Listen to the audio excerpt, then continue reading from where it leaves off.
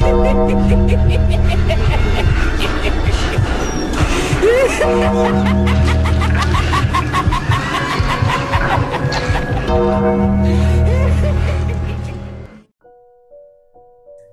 গল্পের সম্ভার থেকে বাছাই করা রোমহর্ষক কিছু গল্প দিয়ে সাজানো আমাদের বিশেষ প্রয়াস নিশিকথা। আজ নিশিকথায় থাকছে তারাদাস বন্দ্যোপাধ্যায়ের লেখা তারানাথ তান্ত্রিকের গল্প মুখ। গল্পটি আমরা নিয়েছি মিত্র ও ঘোষ থেকে প্রকাশিত তারানাথ তান্ত্রিক সমগ্র বইটি থেকে। প্রধান চরিত্রে তারানাথ ও রামদুলাল। গল্প পাঠে অঙ্কুর ও স্বপন কুমার দাস। গল্পের সূত্রধার আমি অনিতা। শুরু হচ্ছে মুখ। বিকেল। তারানাথের বৈঠকখানার আড্ডা জমে উঠেছে। রোজ রোজ তারানাথের স্কন্ধে কণ্টকি ফল ভগ্ন করা উচিত নয় ভেবে আমি আর কিশোরী পাড়ার তেলে ভাজার দোকান থেকে গরম গরম বেগুনি আর ফুলুরি কিনে নিয়ে এসেছিলাম। এখন শুধু শালপাতা কটা পড়ে আছে। ভিতর থেকে দ্বিতীয়বার চাও এসে উপস্থিত। তৃপ্তির ঢেঁকুর তুলে তারানাথ বলল, না, উড়েগুলো বেশ ভালো তেলে ভাজা করে, বুঝলে। কিশোরী বলল, আসলে সব কিছুর স্বাদ নির্ভর করে মনের অবস্থার উপরে। আজ এখন আপনার কোনো কাজ নেই, বেশ নিশ্চিন্তি আড্ডার মেজাজ।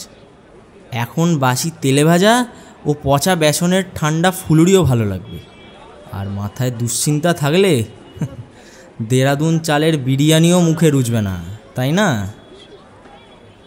তারানাথ মৃদু হেসে চায়ে চুমুক দিয়ে বলল, কথাটা তোমাদের পক্ষে সত্যি হলেও আমার ক্ষেত্রে সম্পূর্ণ খাটে না বোধ হয়। বললাম, কেন? আপনার এই ব্যাপারে এই বৈশিষ্ট্যটা কি? আছে। তোমাদের নিরাপদ তরঙ্গহীন জীবনে দুশ্চিন্তা এবং দুর্ভাবনা একটা অস্বাভাবিক অবস্থা। আমার সারাটা জীবনই কেটেছে নানা বিচিত্র ঘটনার ভেতর দিয়ে। সেখানে দুর্ভাবনা একটা স্বাভাবিক ঘটনা বলেই গণ্য করতাম। আর রাত্রিরে ভয়ানক কিছু ঘটবে জেনেও দুপুরে ভোজ খেতে বাঁধেনি। পরপর কয়েকটা চুমুকে চায়ের কাপ শেষ করে নামিয়ে রেখে তারানাথ তান্ত্রিক বহুদিন আগেকার কথা মনে পড়ে যাওয়ার সুরে বলল, ভোজ খাওয়ার কথা উঠলেই আমার ওই রামদুলার মিত্তির কথা মনে পড়ে যায়। তাদের বাড়ির অতিথি হয়ে কয়েকদিন যা খাওয়া দাওয়া করেছিলাম তেমন সচরাচর কারো ভাগ্যে জোটে না। কিশোরী বলল, বেড়াতে গিয়েছিলেন? আরে না না, আমার আবার বেড়াতে যাওয়া, গিয়েছিলাম কাজে। বিপদে পড়ে তারা আমাকে নিয়ে গিয়েছিল, সে অনেক কাণ্ড। বললাম, গল্পটা হোক বড়, শুনতে মন্দ লাগবে না মনে হচ্ছে। তারানাথ মনে মনে একটু গুছিয়ে নিয়ে বলতে শুরু করলো, বছর 20 আগেকার কথা। মধুসুন্দরী দেবীর ব্যাপার তখন মিটে গিয়েছে। বাড়িতে বসে ঘোরতর সংসার করছি। এর সঙ্গে হাত দেখেই কবজ দিই, মুখ দেখে ভাগ্য গণনা করি। আয় মন্দ হয় না, আবার খরচও হয়ে যায়। পয়সা জমাতে পারিনি কোনো দিন। দেবী বলেই দিয়েছিলেন, অন্যের কষ্ট হবে না, কিন্তু ধনী হতেও পারবি না। একদিন সকালে বৈঠকখানায় বসে আছি, একজন মধ্যবয়স্ক ভদ্রলোক ঘরে ঢুকলেন। কাঁচায় পাখায় মেশানো চুল, বেশ বলিষ্ঠ ধাঁচের মাঝারি গড়নের চেহারা, পরনে দামি কাঁচি ধুতি, পাঞ্জাবিতে সোনার বোতাম, ডান হাতে অনেকগুলো পাথর বসানো আংটি। চেহারায় বড় মানুষের ছাপ আছে, ব্যক্তিত্ব সম্পন্ন মানুষ। ভদ্রলোক আমাকে জিজ্ঞাসা করলেন, আপনি কি তারানাথ জ্যোতিষার্ণব? আগে হ্যাঁ, কি দরকার বলুন। ভদ্রলোক এগিয়ে এসে পায়ে হাত দিয়ে প্রণাম করে বললেন, চেহারা দেখে অবশ্য আন্দাজ করতে পেরেছিলাম। বললাম, থাক, হয়েছে, বসুন। কি চাই আপনার? ভদ্রলোক বসে বললেন, আমার নাম রামদুলাল মিত্র। কলকাতাতেই বড় বাজারের দিকে সামান্য ব্যবসাপাতি আছে। আপনাদের আশীর্বাদে মোটা ভাত কাপড় হয়ে যায়। সম্প্রতি একটা বিপদে পড়ে আপনার কাছে এসেছি। কিন্তু ঠাকুরমশাই, কি বিপদ তা আমি বলবো না। শুনেছি আপনি মানুষের মুখ দেখে তার ভূত ভবিষ্যৎ বলে দিতে পারেন। আপনি বলুন দেখিনি আমার বিপদটা কি? কিছু মনে করবেন না, ঠিক লোকের কাছে এসেছে কিনা তা তো আমার জানা দরকার না। ব্যবসাদার লোকের মতো কথা বটে। আমি মনে মনে হাসলাম। এ লোক ঘরে ঢোকা মাত্র আমি বুঝতে পেরেছি কি বিপদে পড়ে ও এখানে এসেছে। তবে মিথ্যে ভেলকি দেখিয়ে লোককে চমকে দিতে আমার প্রবৃত্তি ছিল না বলে ওকে দিয়েই বলিয়ে নেবার চেষ্টায় ছিলাম। তা বাজিয়ে নিতে চাই যখন, তখন আমার আর বলতে আপত্তি কী? বললাম, বিপদ তো আপনার আপাতত তিনটে দেখতে পাচ্ছি। প্রথমত, আপনার ব্যবসা হঠাৎ একটা টাল খেয়েছে, তাই কি না? আগে হ্যাঁ, তারপর? এটার জন্য ভাবতে হবে না, এখানে বসেই বলে দিচ্ছি। আপনি নীল রঙের গণেশ গড়িয়ে পুজো করুন, আবার ব্যবসার মোড় ফিরবে। রামদুলাল বললেন, আর? আপনার বাস্তুবিঘ্ন আছে দেখতে পাচ্ছি। বসতবাড়ি সংক্রান্ত কোনো গোলযোগে পড়বেন কিংবা পড়েছেন। রামদুলাল চোখ বড় বড় করে বললেন, ধন্য ধন্য ধন্য আপনি মশাই। শুনেছিলাম, আজ চোখে দেখলাম। কিন্তু 3 নম্বরটা কি? বললাম, বলবো? ওটা আপনি নিজেই মিটিয়ে নিতে পারবেন, আমার সাহায্যের দরকার হবে না। কিছু টাকা এককালীন দিয়ে যাওয়া বন্ধ করুন। রামদুলাল মাথা নিচু করে লজ্জিত মুখে বললেন, কি আর বলবো ঠাকুর মশাই, প্রবৃত্তি বড় বলবান। অপরাধ করে ফেলেছি, এখন প্রায়শ্চিত্ত তো করতেই হবে। কথায় আছে না, পাপ ছাড়ে না বাপকে। অনুতাপ যখন হয়েছে তখন পাপ আর নেই। ঘরে মা লক্ষ্মী আছেন তো? আগে তা আছেন। তাকে নিয়েই সুখী হতে হবে। মনে মনে তার কাছে ক্ষমা চেয়ে নেবেন। আগে যা বলছেন করব, তবে এখন আমার এই বিপদ থেকে উদ্ধার পাওয়ার পথ বলে দিন। খুলে বলুন। রামদুলাল বললেন, ছোটবেলায় বড় কষ্টে মানুষ হয়েছি ঠাকুর মশাই। বাপ মা অল্প বয়সেই মারা গিয়েছিলেন। কুলিগিরি করে মাথায় মোট বয়ে একটা একটা করে পয়সা জমিয়ে ব্যবসা শুরু করি। প্রথম জীবনে থাকার জায়গা ছিল না, কখনো কখনো রাস্তায় শুয়েও দিন কাটিয়েছি। আজও আমার কলকাতায় কোনো বাড়ি নেই। বড় একখানা বাড়ি আস্ত নিয়ে থাকি বটে, কিন্তু সেটা ভাড়া বাড়ি। বাড়ি কিনতে পারতাম, কিন্তু সত্যি বলতে কি, কলকাতায় বাড়ি করতে ইচ্ছা যায় না। ছোটবেলায় গ্রামে মানুষ, আর কটা দিন পরে ছেলেদের হাতে ব্যবসা দিয়ে আবার গ্রামে গিয়ে বাস করব, এই ঠিক করেছি। তা গত বছর শেষের দিকে এক দালাল খবর আনলো, রাজবলহাটের কাছে এক গ্রামে একটা খুব ভালো বাড়ি বিক্রি আছে। নতুন বাড়ি না হলেও সামান্য মেরামত করে নিলে নতুনের মতোই দাঁড়াবে। সেখানকার জমিদারদের বাড়ি। জমিদার মারা গিয়েছেন। জমিদারি বিক্রি করে ছেলেরা কলকাতায় উঠে আসতে চায়। বাড়িও আর রাখবে না, একেবারে নামমাত্র দামে বেচে দিচ্ছে। দালালের মাধ্যমে দর করে বাড়ি তো কিনলাম ঠাকুরমশাই, অনেক আশার বাড়ি। কিন্তু এখন সে বাড়িতে বাস করা অসম্ভব হয়ে উঠেছে। আপনাকে কি বলবো? কেন, কি হয়েছে? আগে বাড়িটায় অপদেবতার দৃষ্টি আছে। কেনবার পর আমরা সবাই কয়েকটা দিন থাকবার জন্য সেখানে গিয়েছিলাম। প্রথম দিনই আমার স্ত্রী কি দেখে রাত্রিরে ভয়ে চিৎকার করে উঠলেন।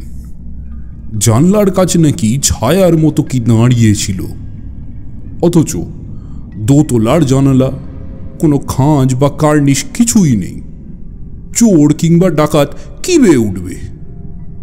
পরের দিন সন্ধ্যার দিকে আবার বড় ছেলে শচী দুলাল পায়খানা করতে গিয়েছিল। কিছুক্ষণ বাদে ফিরে এসে সে বলল, কেমন সন্দেহ হওয়াতে তক্ষুনি চাকর বাকর নিয়ে লণ্ঠন জেলে দেখতে বেরোলাম। পায়খানা বাড়ির থেকে একটু দূরে, উঠোন পেরিয়ে যেতে হয়। তারই পরে পাঁচিল। এদিকের দরজা দিয়ে বেরিয়ে ঘুরে সেখানে পৌঁছে গিয়ে দেখি কই কোথাও কিছু নেই। পাঁচিলের পরেই ঘন ঝোপঝাড় আর আগাছার জঙ্গল। সেখানে বসে ওই ভর সন্ধ্যায় কে কাঁদতে যাবে? কিন্তু কি বলবো ঠাকুর মশাই, ফিরে আসতে গিয়ে পরিষ্কার শুনলুম কি যেন খুব আকুল স্বরে কাঁদছে। স্ত্রীলোকের গলা ঠাকুর মশাই, খুব কষ্টের কান্না। আবার ফিরে যাই, আবার দেখি, না কোথাও কিচ্ছু নেই। একবার মনে হলো শব্দটা যেন বাড়ির ভিতর থেকে আসছে। কেমন ভয় ধরে গেল। এসব কি কাণ্ড বলুন দেখি, এমন হওয়া তো ভালো কথা নয়। পরের দিন গিন্নিকে কলকাতায় ফেরত পাঠালাম মেজ ছেলের সঙ্গে। আমি আর শচী আরও 2 দিন থেকে গেলাম। প্রত্যেক দিন সন্ধেবেলা সেই কান্নার শব্দ শুনেছি। আর কি বলবো ঠাকুর মশাই, বাড়িটার মধ্যে যতক্ষণ থাকি মন যেন কেমন বিষণ্ণ হয়ে থাকে। বুকে যেন একটা পাহাড়ের মতো চাপ টের পাই। বাড়িটা ভালো নয় ঠাকুর মশাই, কিন্তু 1 গাদা টাকা খরচ করে কেনা বাড়ি, যাওয়া বন্ধ করলে তো পোড়ো হয়ে যাবে। অনেক শখ করে কেনা, এর কিছু উপায় হয়? একটু ভেবে বললাম, আমাকে একবার নিয়ে যেতে পারেন সেখানে? আগে হ্যাঁ, তা পারি বই কি। আর সত্যি বলতে কি, আমি জানতাম আপনি যেতে চাইবেন। আমার মনে হয়েছিল। আপনি ভাববেন না কিছু, আপনার যাতায়াত, খাওয়া দাওয়া এবং গরিবের সাধ্যমতো দক্ষিণা আমি দিয়ে দেব। শুধু বলুন আপনি কবে যাবেন। আপনার কবে সুবিধা হয়? পরশু সকালে তৈরি হয়ে থাকবেন, আমি এসে নিয়ে যাব।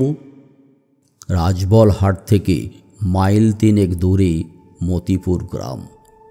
বিকেল 3টে নাগাদ গিয়ে সেখানে পৌঁছালাম।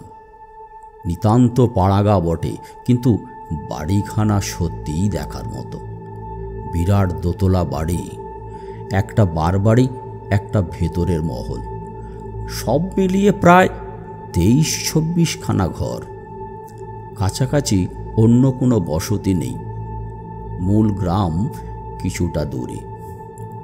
আদর করে রামদুলাল আর শচী আমাকে ভেতরে নিয়ে গেল। কিন্তু কি জানো, বাড়িতে ঢুকে আমার মনে হলো এখানে কোনো গোলযোগ আছে। ঠিক কি যে হলো তা বলতে পারবো না, তবে মনে একটা অস্বস্তির ভাব। চারিদিকের বাতাস যেন এ বাড়ির চৌহদ্দির মধ্যে এসে আর বইছে না। একটাও পাখির ডাক নেই। গেরস্থর বাড়ি এমন শ্মশানের মতো হবে কেন? ওই পাখির ডাক না শুনতে পাওয়াটা আমাকে সত্যি ভাবিয়ে তুলল।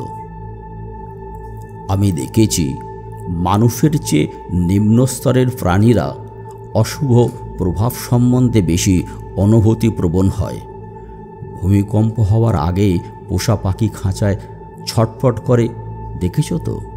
মোটের ওপর সেখানে পৌঁছেই বুঝতে পারলাম রামদুলাল বাজে কথা বলেনি। যাই হোক, চাকর তক্ষুনি হাত পা ধোয়ার জল দিল। জামা কাপড় বদলে আমি, রামদুলাল আর শচী বৈঠকখানায় এসে বসলাম। কলকাতা থেকে চাঙারি করে 1 গাদা খাবার আনিয়েছিল রামদুলাল। এবার চাকর সেগুলো আমাদের পরিবেশন করে দিল। প্রচুর খাঁটি ঘিয়ে ভাজা লুচি, আলুর দম, বড় বড় জোড়া সন্দেশ, ছানার মুড়কি ইত্যাদি। বেশ খিদে পেয়েছিল। এক নিঃশ্বাসে প্রচুর খেয়ে ফেলার পর একটা হাঁড়ি থেকে রাবড়ি বেরোলো। ভয় পেয়ে বললাম, আরে না না, অনেক হয়েছে। রামদুলাল হাত জোড় করে বলল, আগে এ আর কি এমন আয়োজন, খুদগুড়ো বই তো নয়, সামান্য একটু নিন, আপনার কথা ভেবেই আনা। খাওয়া দাওয়া হলেই রামদুলাল বলল, একটা কথা বলবো ঠাকুরমশাই। কি? কিছু বুঝতে পারছেন? বাড়িটায় কি সত্যি কোনো দোষ আছে? আসল কথা না ভেঙে বললাম, এখনই কিছু বলা কঠিন, দেখি আজ রাতটা। সন্ধ্যের অন্ধকার যখন বেশ গাঢ় হয়ে এসেছে, তখনই আমি ওই কান্নার শব্দটা শুনতে পেলাম। আমার সামনে বসেছিল রামদুলাল। দেখলাম তার মুখটা নিমেষে রক্তহীন সাদা হয়ে গেল। আমাকে বলল, ওই ওই শুনছেন সেই শব্দ? বেশি করে বলার দরকার ছিল না। কোথা থেকে যেন ভেসে আসছে একটা করুণ কান্নার শব্দ। স্ত্রীলোকের কান্নাই বটে, যেন খুব কষ্ট করে গুমড়ে গুমড়ে কাঁদছে। কোথা থেকে আসছে শব্দটা? একবার মনে হচ্ছে বাইরে থেকে, আবার মনে হচ্ছে খুব বেশি দূরে নয়, কাছাকাছি বসেই কেউ কাঁদছে। দরজার কাছে শচীদুলাল এসে দাঁড়িয়েছে। বাবা, বাবা শুনেছেন? রামদুলাল কাঁপা গলায় বলল, শুনেছি, তুই ভেতরে চলে আয়। ভয় পেও না, দাঁড়াও, আমাকে একটা লণ্ঠন দাও তো। চাকরটাও ভয় পেয়ে চলে এসেছে। তার হাতে একটা হারিকেন। সেটা নিয়ে ঘর থেকে বেরুতে বেরুতে বললাম, তোমরা এখানেই থাকো, ঘর থেকে বেরিও না, আমি একটু দেখে আসি। কিন্তু দেখবটা কি? লণ্ঠন হাতে সারা বাড়ি তন্ন তন্ন করে খুঁজলাম। আওয়াজের উৎস কোথায় ধরতে পারলাম না। এক এক সময় মনে হচ্ছিল যেন চারিদিক থেকে শব্দটা আসছে। এই কি আশ্চর্য ব্যাপার! বৈঠকখানায় ফিরে আসার পথে কান্নাটা থেমে গেল। ঘরে ঢুকে দেখি শচী আর রামদুলাল পাথরের মূর্তির মতো চৌকিতে পা তুলে বসে আছে। ঝড়ে কাক মরলে কেরামতি ফকিরের হয় জানো তো, আমারও হলো তাই। আমি লণ্ঠন হাতে বেরোবার একটু পরেই কান্নাটা থেমে যেতে ওদের দুজনের ধারণা হলো আমি তন্ত্রমন্ত্রের প্রভাবে আওয়াজটা বন্ধ করেছি। আমাকে দেখে রামদুলাল বলল, ও কি ভয়ানক শব্দ! কি করে থামালেন ঠাকুরমশাই? ভাগ্যিস আপনি এসেছিলেন। ব্যাপারটা বুঝে চুপ করে রইলাম। ওদের ভুল ভাঙিয়ে লাভ নেই। আমার উপরে ভরসা করে যতটুকু সান্ত্বনা পায় পাক না। রাত্রিরে ভেতর বাড়ির বারান্দায় আসন পেতে বসে আবার এক বিপুল আয়োজনের সম্মুখীন হলাম। পুজোর পরাতের মতো বড় বগির থালায় সরু চড়ুই পাখির নোকের মতো চালের ঘি ভাত, ভেড়ার মাংসের কোরমা, রুই মাছের কালিয়া, ৩-৪ রকমের মিষ্টি। করেছ কি? এত খাওয়া যায়? আর তা আবার ওই বিকেলে জলযোগের পর? তুলে নাও, এর অর্ধেকও আমি খেতে পারবো না। আমার এই চাকরটি বড় ভালো রাঁধে ঠাকুরমশাই, পাকা হাত। শুধু রান্নার জন্যই ৬০ টাকা মাইনে দিয়ে ওকে রেখেছি। আপনাকে রেঁধে খাওয়া হবে বলে ওকে নিয়ে এলাম। আপনি না খেলে আমরা কষ্ট পাব। এমন কিছু বেশি তো নয়, খেয়েই নিন। খাওয়ার গল্প আর বারবার করব না। এই প্রসঙ্গেই রামদুলালের কথাটা মনে এলো বলে তোমাদের ভোজের বহরটার একটু ইঙ্গিত দিলাম। এক কথা, এরপর দুবেলা এরকম নানা বিচিত্র পদ তৈরি হতে লাগলো আমার জন্য। রাতেও শুয়ে ঘুম আসে না। একে চাপ খাওয়া হয়ে গিয়েছে, তার উপরে মনে কেমন একটা অমঙ্গলের ভাব। আমাদের গাঁয়ের সেই সাধুর কথা মনে আছে তো? সে বলেই দিয়েছিল আমার এ ধরনের ক্ষমতা হবে। পরদিন একটা অদ্ভুত ঘটনা ঘটল। এইখানি গল্পের আসল অংশের শুরু। সকাল 8টা হবে, বৈঠকখানায় বসে আছি। রামদুলাল গিয়েছে স্নান করতে, শচী বাড়ি নেই। বিকেলে ক্ষীর দিয়ে কি একটা খাবার তৈরি হবে, তাই সে গিয়েছে খাঁটি দুধের সন্ধানে। বাড়ির ডান দিকের কোণে বারান্দা শেষে খুব সুন্দর একটা স্নানের ঘর আছে। জমিদার শখ করে বানিয়েছিল। তার মেঝে সাদা পাথরে বাঁধানো, বুক অবধি দেওয়াল মোজায়েক করা। কানাই চাকর সকালে পুকুর থেকে স্নানের জল তুলে তাতে এনে রেখেছে। পুকুরেও অনায়াসে স্নান করা যেত, কিন্তু নতুন বাড়ি কেনা হয়েছে, সব কিছু ব্যবহার করা চাই তো। রামদুলাল সেইখানি স্নান করছে। হঠাৎ দরজার কাছে একটা আওয়াজ শুনে দেখি রামদুলাল এসে ঘরের মধ্যে দাঁড়িয়েছে। তার মুখ ভয়ে বিকৃত, বেচারি কাঁদছে ঠকঠক করে। স্নান করতে করতে মাঝপথে বেরিয়ে এসেছে বোঝা যাচ্ছে। কাপড় ভেজা, গায়ের জল মুছবার সময় পায়নি। বললাম, কি হয়েছে, ভয় পেলে নাকি? রামদুলাল প্রথমটা কথাই বলতে পারে না। এই সকালবেলায় কি দেখে এত ভয় পেল? ধমকে বললাম, কি হয়েছে বলবে কি না? আমার সঙ্গে আসুন। পিছন পিছন গেলাম। স্নানঘরের দরজার কাছে এসে ভেতরের মেঝের দিকে আঙুল দিয়ে কি দেখিয়ে রামদুলাল বলল, ওই ওই যে। প্রথমে কিছুই বুঝতে পারলাম না। সাদা পাথরে বাঁধানো সুন্দর পরিষ্কার মেঝে, কি দেখাচ্ছে রামদুলাল? তারপরে দেখতে পেলাম জিনিসটা। মেঝের একখানা পাথরের টালিতে যেন আবছা একখানা মুখ ফুটে উঠেছে। ঠিক পুরো মুখ নয়, মুখের আদল মাত্র। চেষ্টা করলে বোঝা যায় স্ত্রীলোকের মুখ ওটা, কারণ লম্বা চুলের আভাস দেখা যাচ্ছে। কিন্তু সে মুখ খুব সুন্দর নয়, কেমন যেন ভাঙাচোরা অবয়ব, যেন কষ্টে মুখ বিকৃত করে আছে। এই আবার কি? মেঝের পাথরে কে ছবি আঁকলো? কি দিয়ে আঁকলো? রামদুলালকে জিজ্ঞাসা করলাম, এ ছবি এখানে এলো কি করে? আগে তা কি করে বলি বলুন দেখি। যখন বাড়ি কিনলে তখন ছিল না? আগে এ বাড়ি কেনার কথা কি বলছেন? আজ সকালে কানায় জল তুলে রেখেছিল, আমি দাঁড়িয়ে তদারক করছিলাম, তখনও পর্যন্ত ছিল না। এই এখন স্নান করতে এসে হাত ফসকে সাবানটা পড়ে গেল, তুলতে গিয়ে একেবারে চোখাচুকি।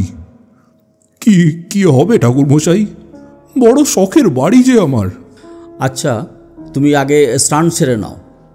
ভয় নেই, আমি এই দরজার কাছে দাঁড়িয়ে রইলাম। ভয়ে ছিটকিনি না দিয়ে কোনো মতে দরজা ভেজিয়ে বাকি স্নানটুকু সেরে বেরুলো রামদুলাল। মানুষ ভয় পেলে কী রকম হয়ে যায় তা আজ দেখলাম।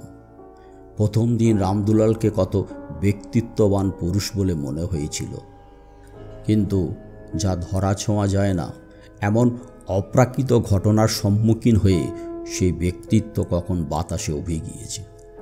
বৈঠকখানায় এসে রামদুলাল বলল, একই ব্যবসার অবস্থা খারাপ যাচ্ছে, বাজারে অনেক দেনা। এক বেটা মারোয়াড়িকে প্রায় 70,000 টাকার মাল সাপ্লাই করেছিলাম, তার দরুন বিল সে কিছুতেই দিচ্ছে না, কেবল আজ কাল বলে ঘোরাচ্ছে। মারোয়াড়ির সঙ্গে কি আমরা পারি? আমারই ভুল হয়েছিল ওখানে মাল দেওয়া। কি করব, লোভে পড়ে গেলাম। এখন যদি বিল না আদায় হয় তাহলে আমার ব্যবসা ডুববে। নালিশ করে টাকা আদায় করতে করতে তো আর ব্যবসা থাকবে না।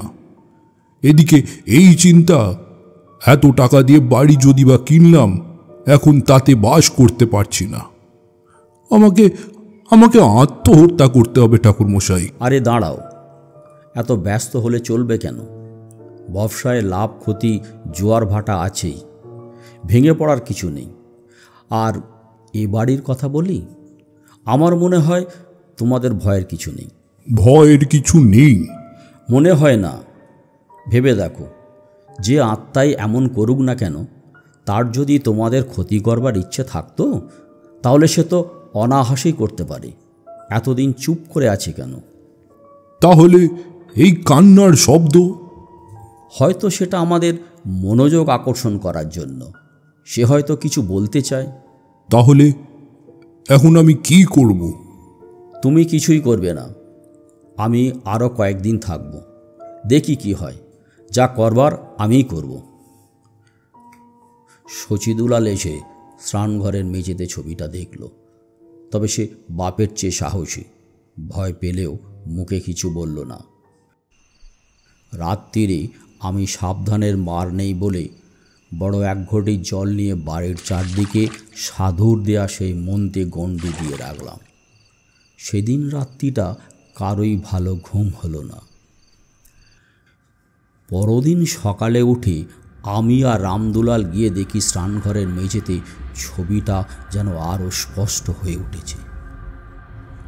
এদিক ওদিক দু একখানা রেখা বেড়ে গিয়ে এখন বেশ স্পষ্ট হয়ে যাচ্ছে মুখখানা। সমস্ত মুখে একটা যন্ত্রণার চিহ্ন আঁকা। মুখ, নাক, চোখ যেখানে যা থাকার কথা ঠিক যেন সেইখানে নেই। সমস্ত ছবিটা কে যেন টুকরো করে ভেঙে সামান্য অদল বদল করে বসিয়ে দিয়েছে।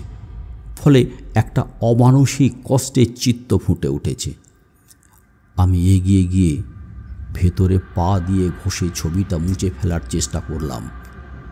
কিছু মাত্র উঠল না, অথচ সাদা পাথরে কালো রঙের কিছু দিয়ে আঁকা জিনিসটা। তবে কেন উঠছে না? মনে হচ্ছে ছবিটা যেন পাথরের ভেতরে রয়েছে, বাইরে থেকে ঘষে তোলা যাবে না। এরপর থেকে প্রত্যেক দিন ছবিটা একটু একটু করে স্পষ্ট হয়ে উঠতে লাগলো। এখন বেশ বোঝা যাচ্ছে একজন অল্প বয়সী মেয়ের ছবি। বেশ মিষ্টি দেখতে, কিন্তু কি যেন তাকে খুব অত্যাচার করেছে। ব্যথায় কষ্টে তার মুখ বিভৎস হয়ে আছে। সত্যি রামদুলালের আর দোষ কি? আমারই গা ছমছম করত সেদিকে তাকালে। বেশ গরম পড়েছে। একদিন সন্ধেবেলা আর সহ্য করতে না পেরে রামদুলালকে ডেকে বললাম, ওহে, তোমার কানাইকে বলো একটু স্নানের জল দিতে। বড্ড গরম আজ, স্নান করে ফেলি। আগে জল তো তোলাই আছে, আপনি চলে যান। ঠান্ডা জল আরাম করে গায়ে ঢালছি। পায়ের কাছে মেঝেতে সেই ছবিটা। এই ৩-৪ দিন ছবিটা আমাদের অনেকখানি গা সওয়া হয়ে গিয়েছে। না তাকিয়ে স্নান করে চলেছি। হঠাৎ আমার গা শিউরে উঠল। সেই কান্নার শব্দটা এবার খুব কাছে, যেন এইখানেই, এই ঘরেই কেউ কাঁদছে। স্নানঘরে আমি একা, অন্ধকার ঘনিয়ে এসেছে। পায়ের কাছে পাথরে সেই মূর্তি আর বাতাসের করুণ কান্নার আওয়াজ। গুমরে গুমরে কে যেন কাঁদছে কোথায়। তরুণী মেয়ের গলা। বাইরে দরজায় ধাক্কা দিচ্ছে রামদুলাল। ঠাকুর মশাই, ঠাকুর মশাই, আপনি ঠিক আছেন তো? ঠিক আছি, ভয় নেই, যাও ঘরে গিয়ে বসো, আমি আসছি। আওয়াজটা এই ঘরেই হচ্ছে বটে, যেন আমার পায়ের তলা থেকে আসছে। আমার মাথায় তখন একটা বুদ্ধি এসেছে। কি করতে হবে ভেবে ফেলেছি। আমি স্নান সেরে বেরোবার আগেই কান্নার আওয়াজ থেমে গেল।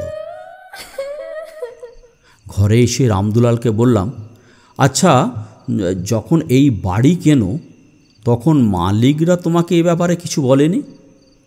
বাড়িতে এরকম একটা কান্নার শব্দ শোনা যায় বা কিছু? না, তা বললে কি আর আমি এবারই কিনতাম? তা বটে। আচ্ছা, তোমার বিশ্বাসী চাকর কজন আছে তোমার ওই কলকাতার বাড়িতে? রামদুলাল ভেবে বলল, জোনা 2। তারা গোপন খবর চেপে রাখতে পারবে? তা পারবে, প্রাণ গেলেও তারা আমাকে বিপদে ফেলবে না। আর কানাই? কানাইও বিশ্বাসী। কাল শচীকে কলকাতায় পাঠিয়ে সেই চাকর দুজনকে এখানে আনাও, কাজ আছে। এর পরের ঘটনা সংক্ষিপ্ত। পরের দিন শচী গিয়ে বাড়ি থেকে দুজন বলিষ্ঠ চাকরকে নিয়ে এলো। তাদের নিয়ে স্নানঘরে গেলাম।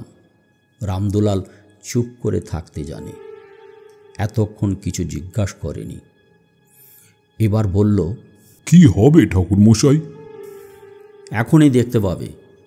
এ বাড়িতে শাবল আর কোদাল আছে? তা আছে। আনতে বলো। তিনজন চাকর শাবলে চার দিয়ে মেঝের কয়েকখানা পাথরের টালি তুলে ফেলতে তার তলায় সুরকি আর মাটির সিলিং বেরিয়ে পড়ল। বললাম, মাটি খোঁড়ো।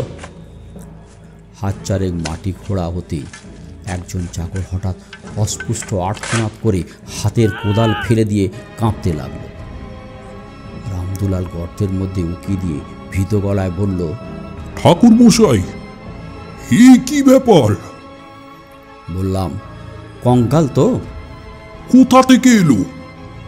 পরে বলছি, ওটা আগে তুলতে বলো। আজ তো তোলা গেল না। তুলতে যেতে হাড়গুলো খসে খসে আলাদা হয়ে যেতে লাগলো। কিছুক্ষণ বাদে মেঝে ছোট একটা হাড়ের স্তূপ হয়ে গেল। এতক্ষণ বাদে কিশোরী বলল, তারপর আর কি, সেই হাড় বস্তায় করে এনে গঙ্গায় ফেলে দেওয়ার পর ও বাড়িতে আর কোনোদিন কান্নার আওয়াজ শোনা যায়নি। সেকালে জমিদাররা কীরকম অত্যাচারী হতো জানোই তো। কাকে মেরে পুঁতে ফেলেছিল বলা কঠিন। বাড়ির বউ হতে পারে, আবার গাঁয়ের মেয়েও হতে পারে। সে যাই হোক, তার আত্মার সদ্গতির জন্য কেঁদে আমাদের দৃষ্টি আকর্ষণ করার চেষ্টা করত। গঙ্গায় দেওয়ায় তার মুক্তি হয়ে গেল। আর হ্যাঁ, এ বাড়ি যারা তোমাকে বিক্রি করেছিল তাদের উপর রাগ করো না। তারা খুব সম্ভবত কিছুই জানে না। পূর্বপুরুষ যে অন্যায়টা করেছিল সে গোপন করেই করেছে। সাক্ষী দাঁড় করিয়ে রেখে কেউ তার খুন করে না। ওরা কান্না শুনতে পেত নিশ্চয়ই, অথচ আমাকে বলেনি। সেটা তো একটা অপরাধ। ওরা কান্না শুনতে পেত কিনা সে বিষয়ে আমার সন্দেহ আছে। কেন বলুন তো? যাদের পূর্বপুরুষের হাতে মেয়েটি মারা গিয়েছিল তাদের হাতে মেয়েটির আত্মা হয়তো মুক্তি পেতে চায়নি। তাই বাড়ি বিক্রি হওয়ার পর তোমার কাছেই মুক্তি চেয়েছে। যাও, এ বাড়িতে আর ভয় রইল না। বরং একটি আত্মার সদ্গতির অভাবে কষ্ট পাচ্ছিল, তার আশীর্বাদ পেলে। রামদুলাল আমাকে আদর করে বাড়ি পৌঁছে দিয়ে 500 টাকা দিয়ে প্রণাম করল। আমি আপত্তি করেছিলাম। বাধা দিয়ে সে বলল, আপনি বুদ্ধি না দিলে আমরা কি মেজে খুঁড়তে যেতাম? এর দিন 10 পরেই রামদুলালকে আমার বাড়িতে দেখেছিলাম। আমার বাড়িতে এসেছিল 2 ছেলেকে নিয়ে, মুখে হাসি। বললাম, কি হে, কি খবর? আগে আপনার আশীর্বাদ সত্যিই আছে ঠাকুরমশাই। কীরকম? রামদুলাল খুশির হাসি হেসে বলল, ওই মারোয়ারি বেটা গতকাল বিল পেমেন্ট করেছে। তারানাথ গল্প থামালো। রাত বেড়ে চলেছে।